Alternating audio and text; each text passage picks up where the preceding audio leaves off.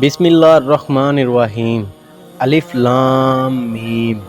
رب العالمین کی طرف سے یہ ایک ایسی کتاب اتاری جا رہی ہے جس میں کوئی شک کی بات نہیں ہے۔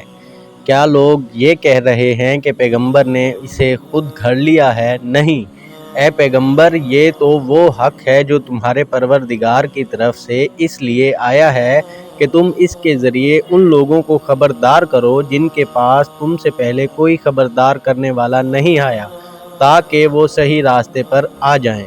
اللہ وہ ہے جس نے آسمانوں اور زمینوں کو اور ان کے درمیان ساری چیزوں کو 6 دن میں پیدا کیا، پھر اس نے عرش پر استوا فرمایا۔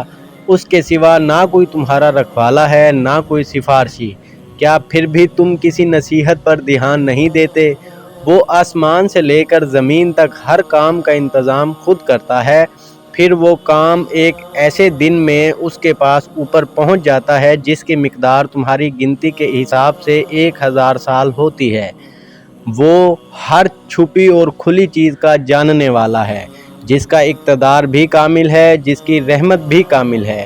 اس نے جو چیز بھی پیدا کی اسے خوب بنایا، اور انسان کی تخلیق کی ابتدا گارے سے کی، پھر اس کی نسل ایک نچوڑے ہوئے حقیر پانی سے چلائی، پھر اسے ٹھیک ٹھاک کر کے اس میں اپنی روح پھونکی۔ اور انسانوں، تمہارے لیے کان، آنکھیں اور دل پیدا کیے، تم لوگ شکر تھوڑا ہی کرتے ہو۔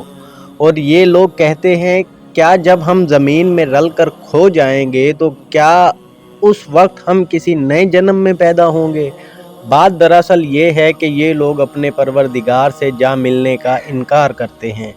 کہہ دو کہ تمہیں موت کا وہ فرشتہ پورا وصول کر لے گا جو تم پر مقرر کیا گیا ہے، پھر تمہیں واپس تمہارے پروردگار کے پاس لے جایا جائے گا۔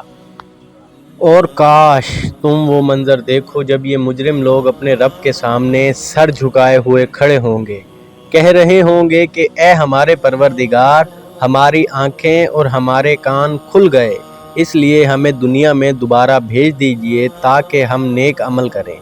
ہمیں اچھی طرح یقین آ چکا ہے، اور اگر ہم چاہتے تو ہر شخص کو پہلے ہی اس کی ہدایت دے دیتے، لیکن وہ بات جو میری طرف سے کہی گئی تھی طے ہو چکی ہے کہ میں جہنم کو جنات اور انسانوں سب سے ضرور بھر دوں گا۔ اب جہنم کا مزہ چکھو، کیونکہ تم نے اپنے اس دن کا سامنا کرنے کو بھلا ڈالا تھا۔ ہم نے بھی تمہیں بھلا دیا ہے۔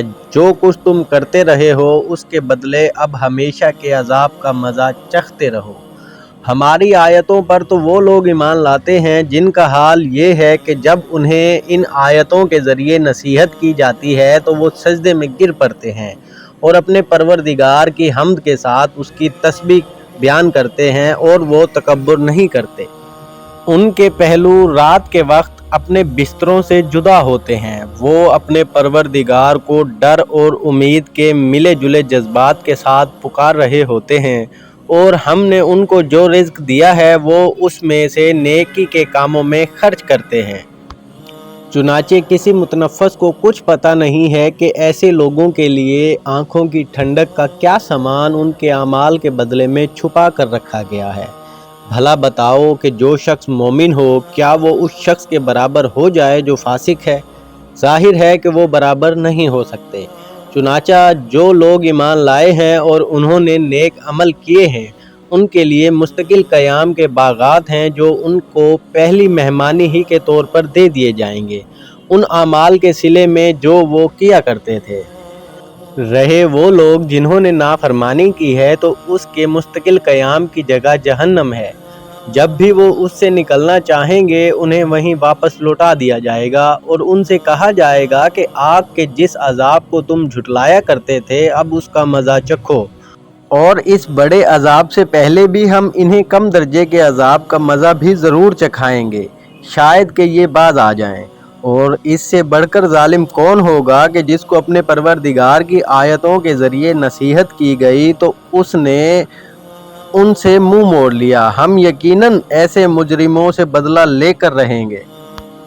اور حقیقت یہ ہے کہ ہم نے موسیٰ کو کتاب دی تھی، لہٰذا اے پیغمبر تم اس کے ملنے کے بارے میں کسی شک میں نہ رہو، اور ہم نے اس کتاب کو بنی اسرائیل کے لیے ہدایت بنایا تھا، اور ہم نے ان میں سے کچھ لوگوں کو جب انہوں نے صبر کیا ایسے پیشوا بنا دیا جو ہمارے حکم سے لوگوں کی رہنمائی کرتے تھے اور وہ ہماری آیتوں پر یقین رکھتے تھے۔ یقیناً تمہارا پروردگار ہی قیامت کے دن ان کے درمیان ان باتوں کا فیصلہ کرے گا جن میں وہ اختلاف کیا کرتے تھے۔ اور کیا ان کافروں کو اس بات سے کوئی ہدایت نہیں ملی کہ ان سے پہلے کتنی قوموں کو ہم ہلاک کر چکے ہیں جن کے گھروں میں یہ خود چلتے پھرتے ہیں؟ یقیناً اس میں ان لوگوں کے لیے بڑی نشانیاں ہیں۔ تو کیا یہ لوگ سنتے نہیں ہیں؟ اور کیا انہوں نے نہیں دیکھا کہ ہم پانی کو کھینچ کر خشک زمین کی طرف لے جاتے ہیں، پھر اس میں سے وہ کھیتی نکالتے ہیں جن سے ان کے چوپائے بھی کھاتے ہیں اور وہ خود بھی، تو کیا انہیں کچھ سمجھائی نہیں دیتا؟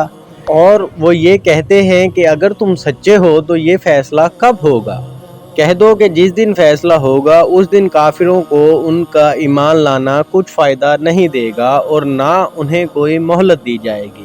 لہٰذا اے پیغمبر تم ان لوگوں کی پرواہ نہ کرو اور انتظار کرو، یہ بھی انتظار کر رہے ہیں۔